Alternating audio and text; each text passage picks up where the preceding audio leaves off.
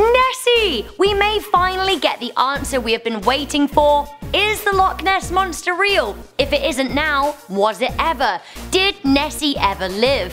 I'm Rebecca Felgate, bringing you the news here on IO. Professor Neil Gemmell is set to gather water supplies from Loch Ness in the Scottish Highlands and forensically analyse them to find traces of Nessie. This should put to bed the question once and for all. Professor Gemmell from the University of Otago in New Zealand will use environmental DNA to detect thousands of species in the water. The marine biodiversity findings will come from just a few litres of water, but will be able to detect thousands of species. This basically works to pick up cells in the water. If Nessie had ever moved through the waters of Loch Ness, she would have shed skin cells or cells from her digestive system that would still be detectable. The legend of Nessie goes back centuries, but sightings have been coming in thick and fast since the dawn of image capture. The most notable sightings took place in the 1930s. Some of course say that sure, if Nessie had lived in the 30s, would she still be alive today?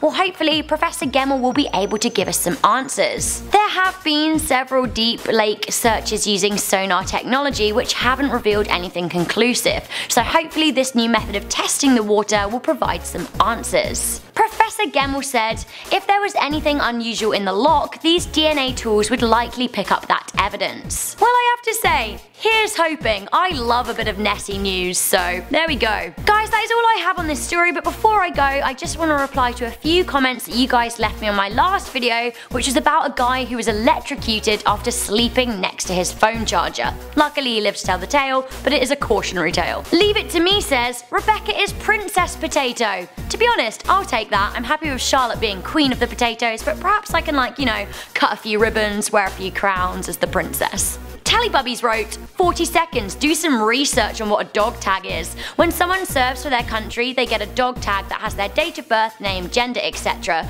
Calling it a necklace thingy is pretty rude, to be fair. People put their lives on the line and people cannot even learn that people who serve get a dog tag. So, Tellybubbies, I'm really sorry if I caused any offence there, but at the same time, plenty of people who have never served a day in their life can go out and buy dog tags, and ultimately, it is a necklace. Also, it's pretty dangerous to sleep wearing things around your neck. I didn't mean any offence, but sometimes people look for it. Finally, Craig Wilson wrote, who else was charging their phone next to them on their bed whilst watching this? I'm telling you, we all do it. We never even think about what kind of electronics we have, especially near where we're sleeping. We need to be really careful. So there we go, that concludes this episode of Inform Overload. Did you like the Nessie news? Do you think we're gonna find out that the Loch Ness Monster is real, or it was all just one big hoax? Let me know in the comments section down below. For now, I'm Rebecca Felgate. If you like this video, make sure you give it a good thumbs up, share it with a friend, and stay subscribed to Inform Overload for more daily news. And I will see you next time.